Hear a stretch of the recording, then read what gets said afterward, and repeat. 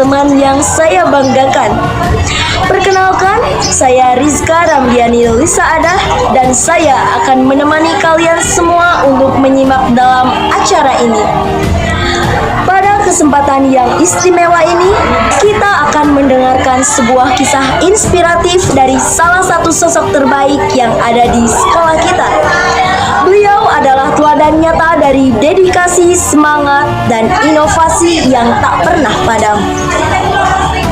Kita akan mewawancarai Bapak Kamus Hidayat MPD, guru ekonomi di SMA Negeri 1 Kadugede, yang telah meraih penghargaan sebagai guru berprestasi di tingkat Provinsi Jawa Barat. Pencapaian beliau bukan sekedar penghargaan, melainkan cerminan dari kerja keras, komitmen, dan cintanya pada dunia pendidikan. Beliau telah membuktikan bahwa dengan semangat pantang menyerah, kita semua bisa memberikan kontribusi terbaik.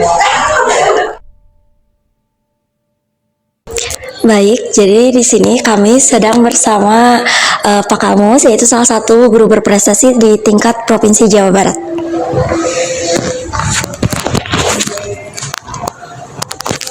Baik Bapak, kami di sini akan memberikan Bapak beberapa pertanyaan mengenai perjalanan Bapak menjadi seorang guru yang berprestasi. Untuk yang pertama itu, ide apa yang Bapak sertakan dalam ajang guru berprestasi tingkat provinsi, Pak? Baik, ya, terima kasih ini. Ide dan gagasan serta pengalaman Bapak dalam mengikuti PNS berprestasi Provinsi Jawa Barat tahun 2025, yaitu Budak Bager Pisang, yang merupakan akronim dari budidaya kangkung, bahan galon, dan ekoenzim untuk rangsangan pertumbuhan dan kualitas sayuran. Nah, itu yang melatar belakangi Budak Bager Pisang ini adalah dari ide dan gagasan serta pengalaman Bapak yang dilakukan di rumah. Artinya Bapak memanfaatkan bahan galon tersebut yang merupakan limbah dan memang tidak bisa dipakai, dimanfaatkan untuk media tanaman. Nah, dari mana galonnya? Tentunya ini kan anak Bapak ya, tiga-tiganya kos gitu ya.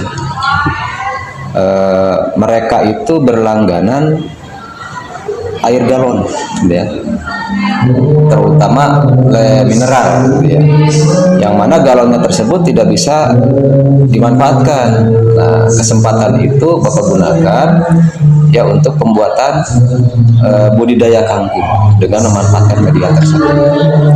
Nah, kemudian berangkat dari pengalaman, gagasan, dan ide Bapak tersebut, Bapak ingin juga gitu ya, istilahnya mengimplementasikan pengalaman Bapak tersebut di sekolah dengan tujuan yang pertama adalah menerapkan kebiasaan bagi peserta didik supaya bisa menjaga lingkungan yang tetap bersih dengan cara pengelolaan sampah atau media galon yang memang tidak bisa dipakai itu supaya bisa dimanfaatkan. Jadi pengelolaan sampah yang baik itu tentunya menjadi satu tujuan daripada program. Yang kedua, selain kesadaran untuk pemanfaatan tersebut juga diharapkan si peserta didik itu atau warga sekolah memiliki wawasan dan pengetahuan tentang pertanian organik.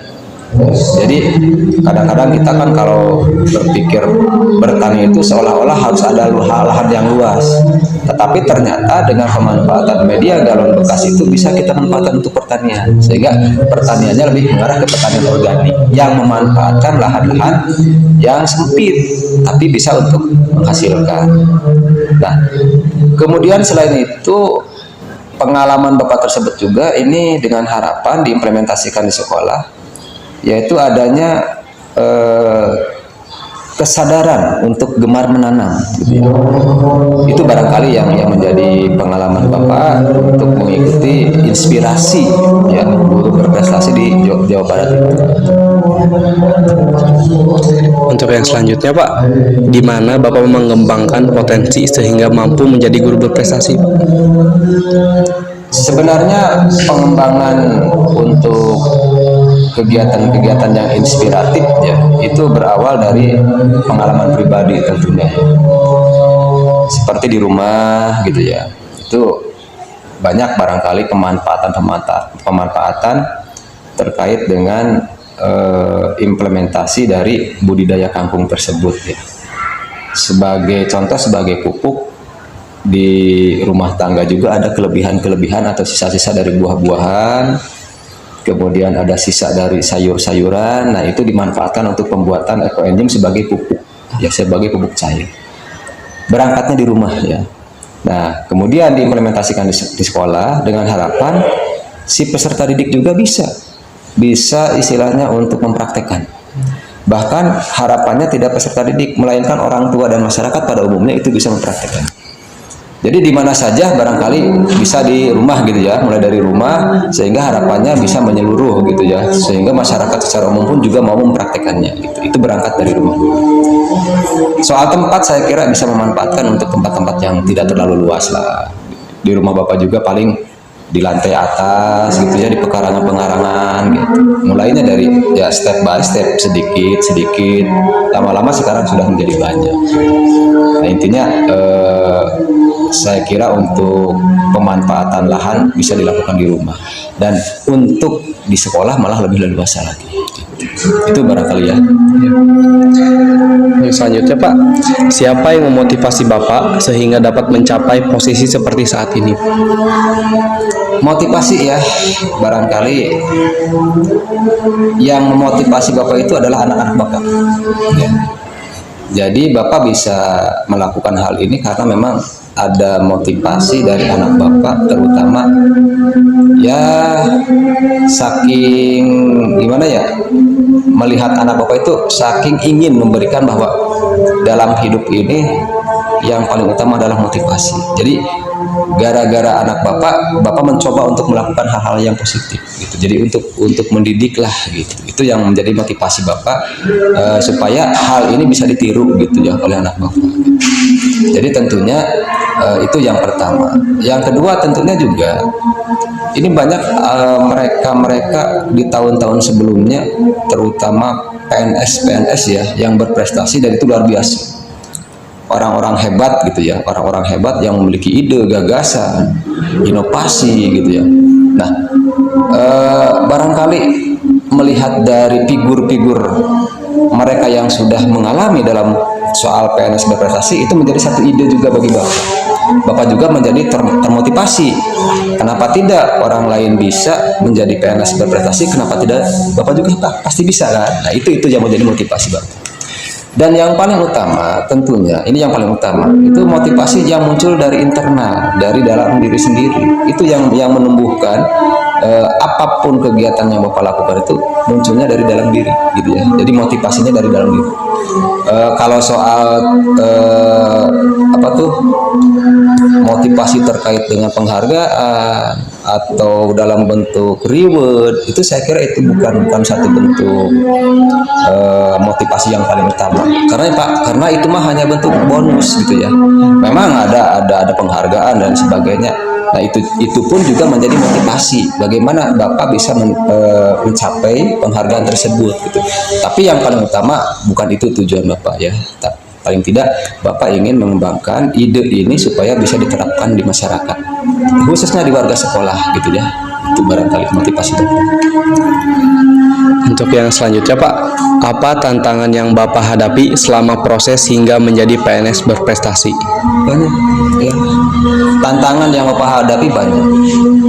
Masalahnya yang namanya PNS berprestasi itu tentunya bukan orang biasa-biasa, orang yang benar-benar luar biasa. Ada beberapa tantangan yang Bapak harus penuhi, terutama di dalam pemenuhan persyaratan, baik persyaratan secara administratif maupun persyaratan secara praktik. Contoh kecil dalam hal administratif, bahwa ada satu tantangan yang memang Bapak harus buat, itu terkait dengan karya ilmiah. Jadi program yang Bapak buatkan itu tidak hanya dalam bentuk prakteknya, melainkan juga harus dibuatkan dalam bentuk karya ilmiah.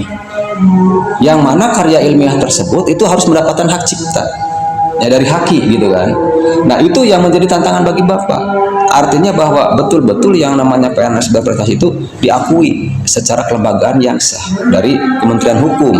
Makanya Bapak tantangan membuat karya ilmiah itu betul-betul harus diakui dalam hak cipta gitu. Bahkan ada ya makalah yang Bapak buatkan, karya ilmiah yang Bapak buatkan itu harus. Nah itu tantangan yang pertama. Yang kedua, tentunya yang namanya PNS berprestasi itu tidak mudah ya. Kenapa? Karena memang yang namanya apalagi inspiratif figur orangnya yang patut ditiru gitu. Maka salah satu sosialisasi aktivitas Bapak itu tidak hanya dikembangkan dalam karya ilmiah, melainkan juga harus dikembangkan melalui media sosial. Apa saja yang muncul saat ini, bisa Instagram, bisa YouTube, bisa TikTok gitu ya. Nah, jadi aktivitas yang Bapak lakukan terkait dengan inspiratif Bapak itu betul-betul harus dipublikasikan. Itu yang menjadi tantangan bagi Bapak mungkin yang istilahnya promosi dalam IG itu bukan orang muda ya. Bagi Bapak mungkin ada kesulitan-kesulitan untuk bagaimana supaya mendapatkan follower yang banyak gitu ya. Itu barangkali ada satu tantangan terutama dalam publikasi melalui media sosial. Oke, itu ya tantangannya gitu. Selanjutnya Pak, bagaimana Bapak membagi waktu antara mengajar dan mengembangkan prestasi Pak? Oke, bagaimana memanage waktunya ya?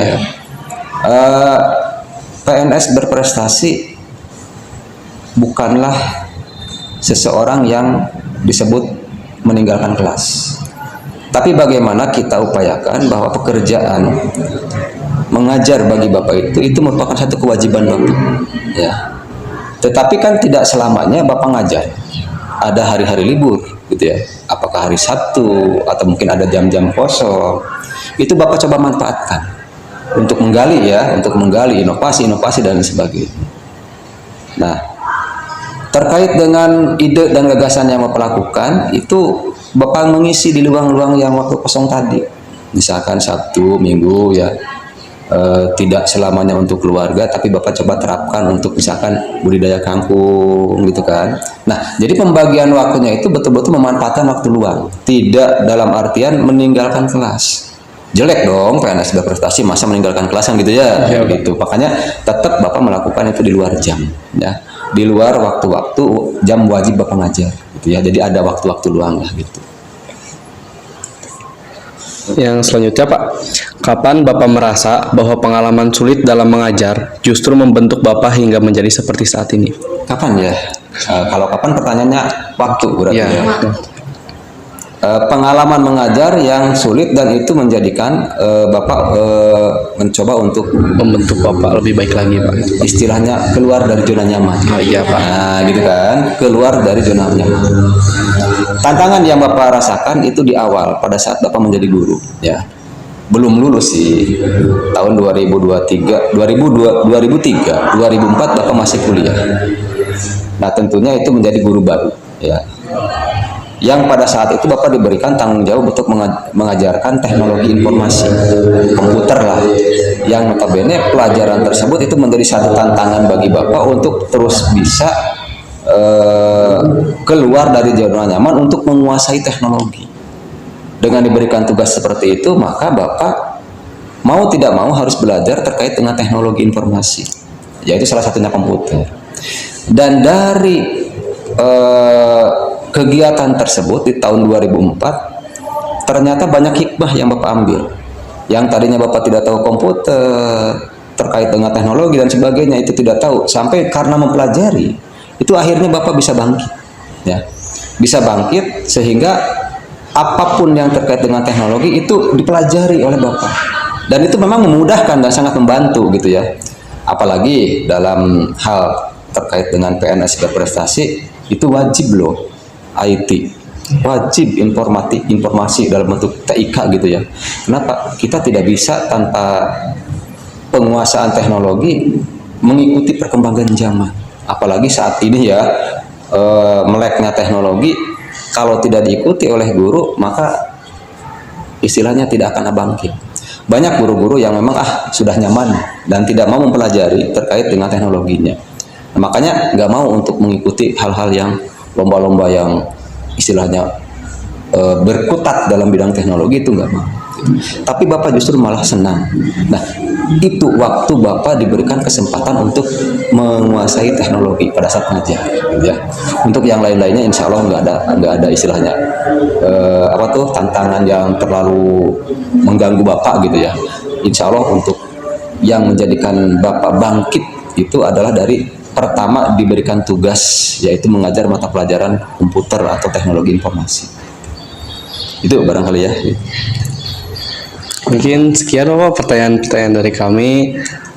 Mungkin terima kasih juga karena telah meluangkan waktunya untuk dapat menghadiri wawancara. Siap ya.